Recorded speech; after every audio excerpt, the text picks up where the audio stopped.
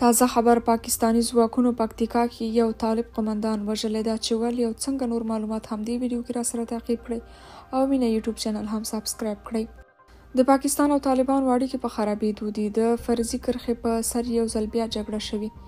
تازه خبر دا دی چې پاکستانی ځواکونو پکتیکا کې ډیورند کرښې ته څیرمه یو افغان طالب قومندان وژلی دی.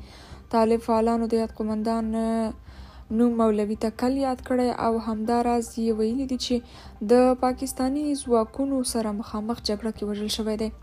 یو شمېر نورو طالبانو بیا لیکلي چې پاکستانی ځواکونو غوښتل د پکتیکا صفري نقطه کې پوستې جوړې کړي چې د طالبانو یاد قومندان لخوا د مخنیوي هڅه شوې او همدې سره جګړه پیل شوې ده. سرچینې وایي دا چې یاده جګړه کې د دواړو لورو ترمنځ سپکې او درنې وسلې وکارول شوې نو ښایي پاکستاني لوري ته هم درانه تلفات غوښتي وي خو هغوی یې له رسنیز کولو څخه ډډه کوي.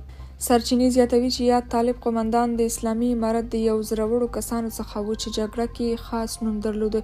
یو شمېر طالب فعالانو بیا د پاکستان یادې کړنې په غبرګون کې ویلي چې پاکستان له افغانانو سره ښکاره دښمني پیل کړې او مشران باید دوی ته اجازه ورکړي ترڅو پاکستاني پوځ سره یې مخامخ معلومه کړي.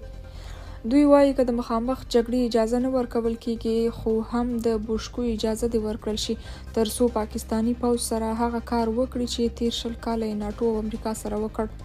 عام افغانان بیا وایي د طالبانو لیکو کې هم د جمهوریت سرتیرو په څیر ډیر شمیر وطنپاله ځوانان او قومندانان شتون لري او پوهیږي چې پاکستان افغانستان ته ښه نیت نه لري نو د همدې لپاره د پاکستان پر ضد غوڅ دریځ نیسي.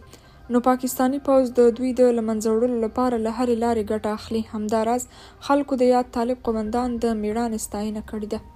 درنو کتونکو د دغې موضوع په اړه تاسو څه وایئ؟ تاسو هم خپل نظریات را سره په کمنټونو کې ولیکئ او د نورو معلوماتو لپاره چینل هم سابسکرایب کړئ.